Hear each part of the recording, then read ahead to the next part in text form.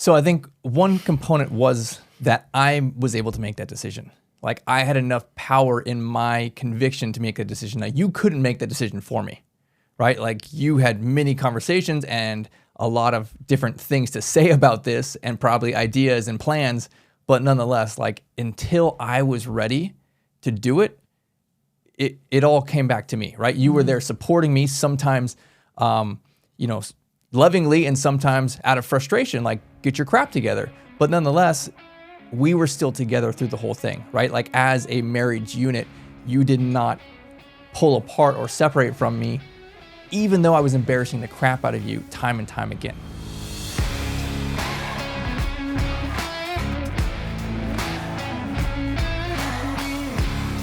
Welcome back to the episode of The Donkey and the Bee with your hosts, Brett and Laura Shakevas, where we talk all things marriage, entrepreneurship, and finances. We break things down. We talk about our past successes and our past failures and how we've learned from them. And we hope that you can learn from them as well. Well, today we're talking about some failures. We're talking about some growth opportunity and how we have used code words in our relationships in order to really tell your spouse when they're being a jackass or maybe a biatch.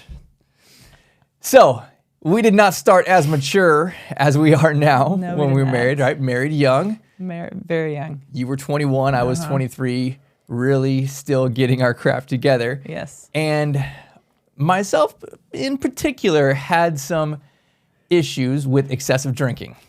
Mm-hmm. And it got to a place where Laura had to create a code word for me to let me know a little bit ahead of time, like, hey, Brett, chill out, right? Like, this is getting, down the dark path here tonight. And so there was many nights for a long time, unfortunately, where, it just got out of hand and it got stupid.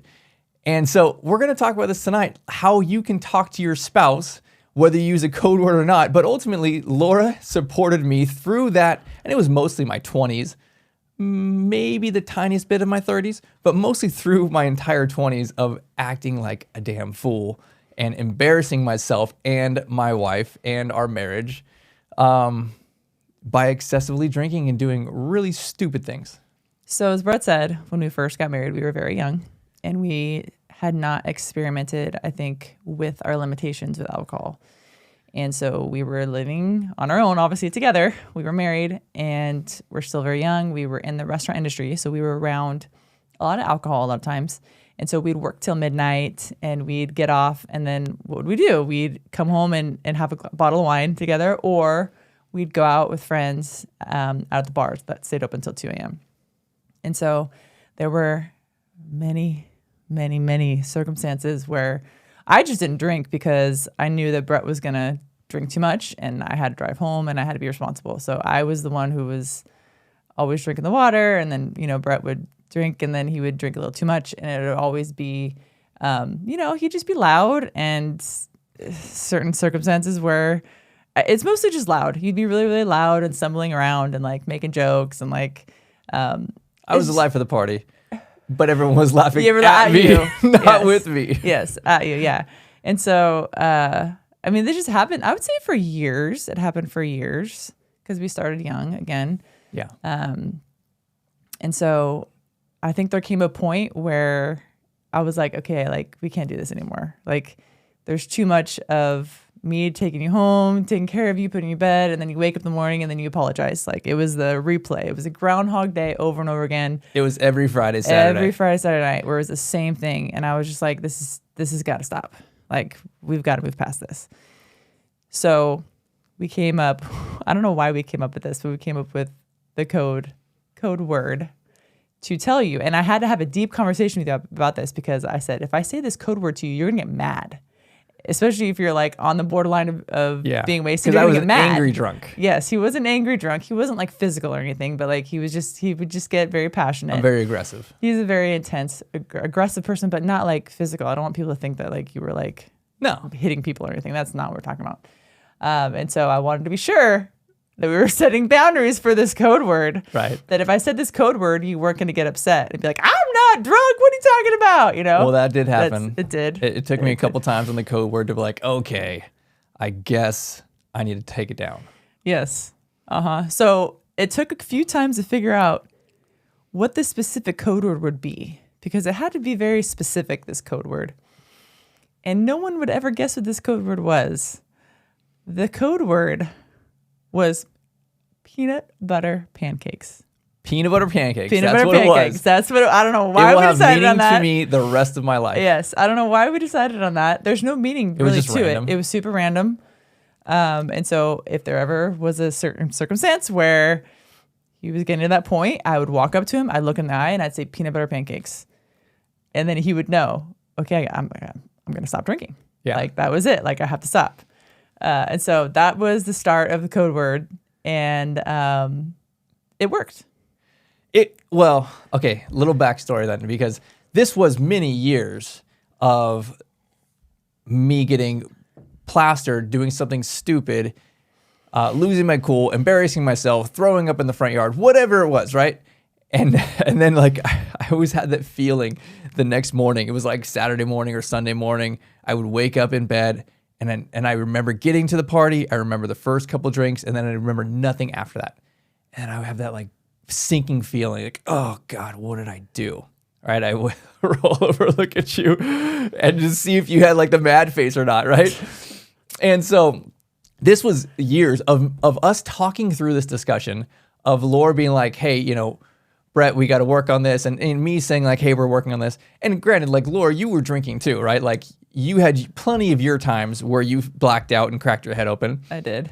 Yes. But nonetheless, I was painting the town red every single time. There was no happy medium. And this was something that was so hard for me to learn. I don't know why it was so hard for me to learn, but it took me like 10 years of little baby steps, right? And this was part of those baby steps. And I think this is actually like really got me, I don't know, really to understand or to comprehend. And so it was something that actually even our friend group at the time would get behind and be like, they were because very supportive of everyone was trying to help me with Yes. this issue here, right? Because it was something that was we were all working on it or helping me work on it, right? Mm-hmm. And so this was something that Laura was very, very patient for like, what, 10 years or something? I mean, it probably got into maybe 32, 33 years old for me when I finally was like, enough is enough, and like got a handle on my alcohol. But nonetheless, I wanted to have this conversation in the context of, yes, it's a funny story, but nonetheless, there was a decade of embarrassment that you were going through, and you saw the potential in me. You saw that I'm a great husband, even though I have this issue, and you were patient through these things. We had many, many conversations on it, and you were able to say, okay, well, let's just try the next thing, right? Let's have another conversation. Let's try the next thing.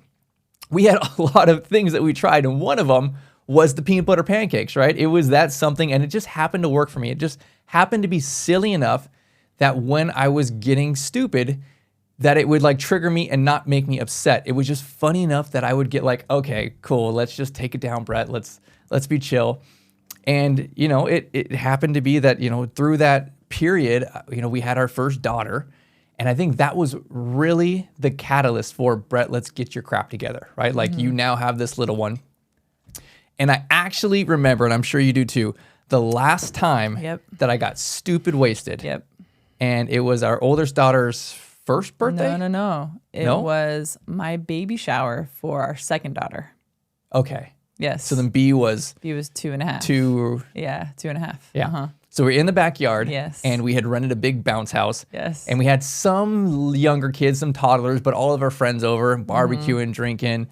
And I don't remember being like crazy drunk at that point, but I had a good buzz, and we like to play hard. And so we were going up this like 2-story inflatable slide thing. Water slide, yeah. And I don't know how, but I jumped on it and I bounced on the stairs part and literally bounced over the railing, probably the 3 or 4 foot railing, and then landed on my head on the concrete outside of the slide. Yep. And then laid there for a good amount of time.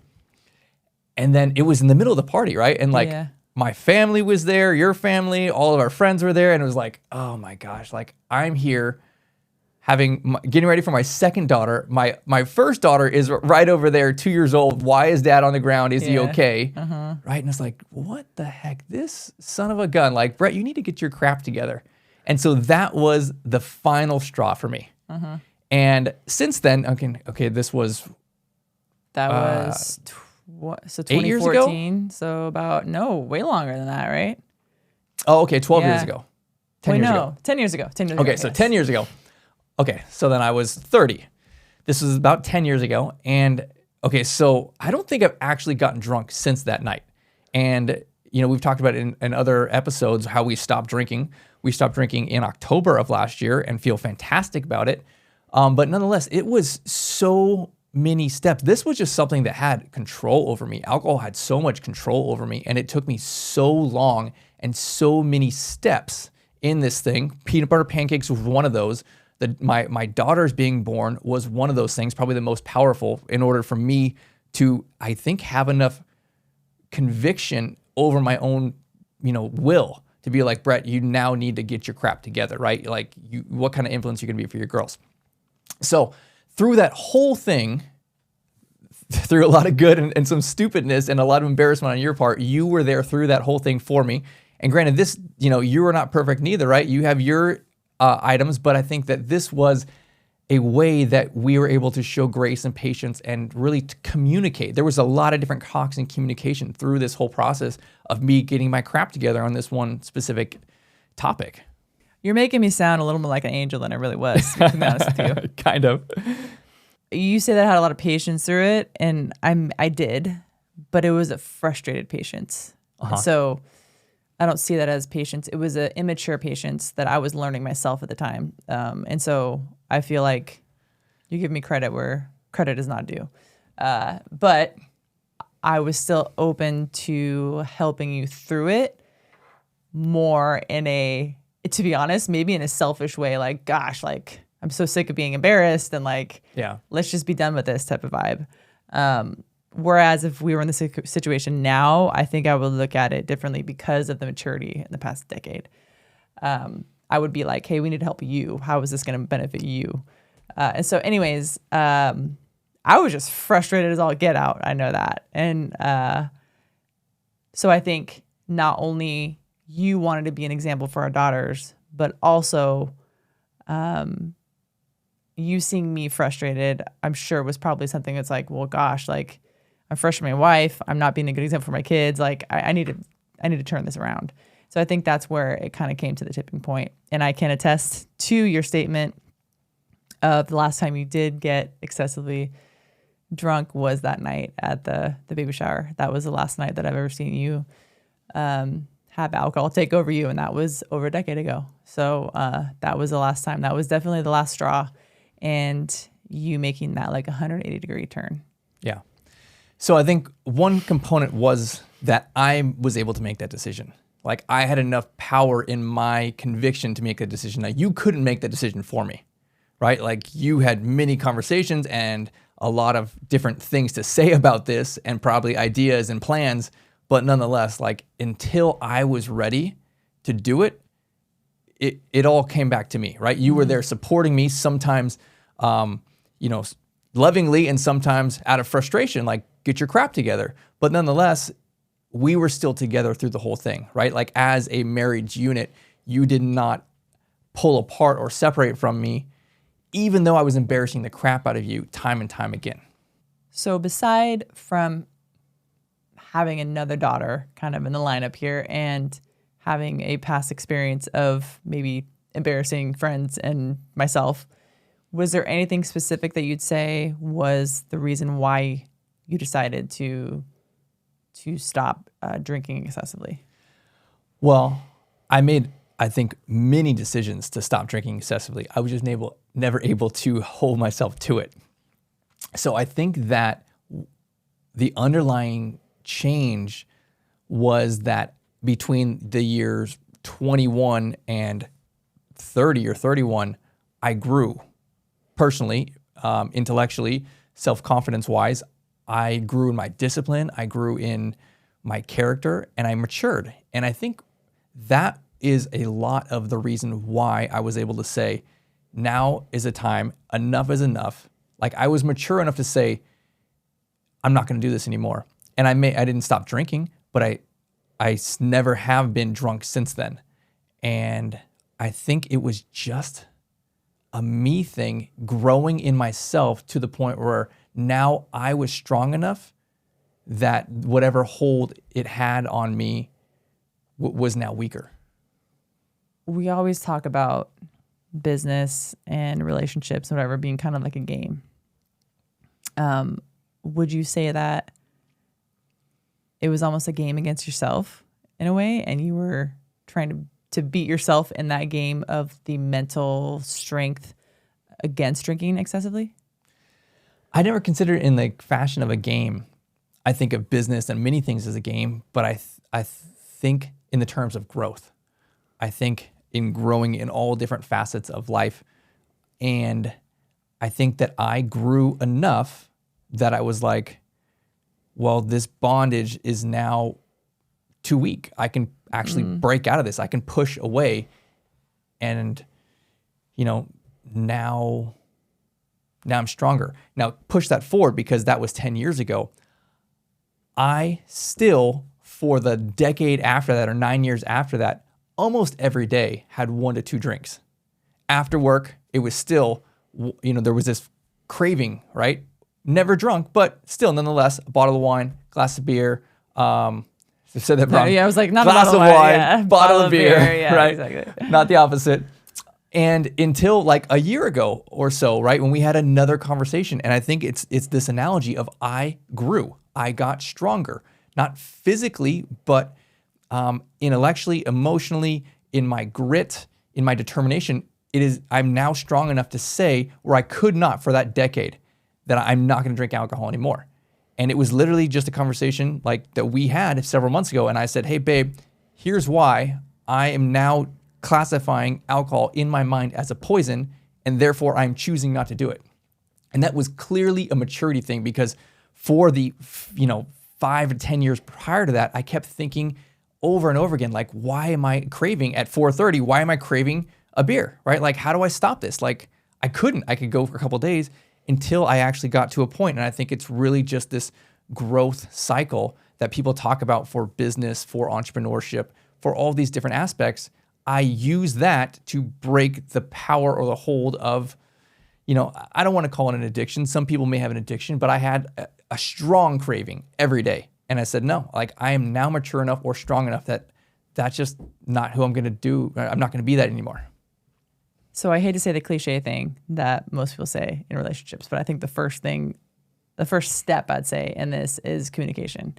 And I think it doesn't have to be perfect. The conversations we had of quote unquote support that, we talked about in this podcast was never, oh, honey, I support you. Let's figure this out. Like sometimes I was crying and yelling like, hey, get your crap together. Like, what can I do to support you, to help you in this? And it wasn't necessarily butterflies. And so I think just having the open conversation is very important. And so I think that would be the first step that I would tell people to take if you're in a similar circumstance as this. So there's definitely that. It was a lot of patience. It was a lot of conversations, a lot of grace, a lot of forgiveness, actually. A lot of me apologizing on my side and then doing it again, but coming back and apologizing again.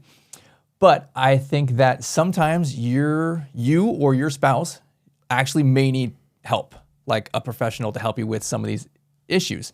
And sometimes it may be kind of more along the lines of my story of strengthening, growing yourself, maturing, reading books on topics, reading podcasts on topics. Honestly, reading a book on what alcohol is scientifically, chemically, really changed my perspective on what it is. And it really gave me the mental understanding and therefore power to overcome it. And whatever it is, but there's multiple ways to go at this. But I think the underlying theme in this is that you are supporting me in my shortcomings, being really, really gracious, and perhaps still having your frustrations, but being by my side the whole time through the thick and thin, and vice versa, right? Like when you have your things that you're working on, we are here for each other. Well, thanks again for joining us on The Donkey and the Bee. And we have one ask today, that you would share this show with someone in your life that you think needs to hear it. Like and subscribe below, and we will see you on the next one.